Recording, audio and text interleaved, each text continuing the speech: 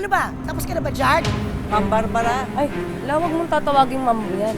Excuse me. O bakit? Hindi tayo patas. Kasi mas mayaman ako sa'yo. Barbara, wag mo ko yabangan. Alam ko at alam mo na yung perang pinangnenegosyo mo, akin yan dahil ninakaw mo lang naman yung lotto ticket na para sa akin, di ba? Tigil-tigilan mo ko sa pagbibintang mo. Ano? Ay, bala mo! Ay, urungan kita!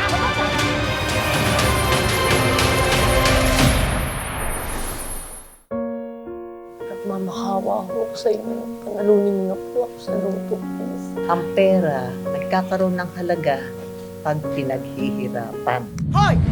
Katabad nyo! Mga palamon ko kayo dito! Napakatagal na natin dito sa may tiyanggian. Wala naman tayong pag-asa na. Hindi naman na siguro masama kung humiling ako kay Lord na sana buhusan niya ho tayo ng maraming swerte. Lord ko, kahit sa lalaki atin, hindi ko na mahanap yung Prince Charming. Watch out!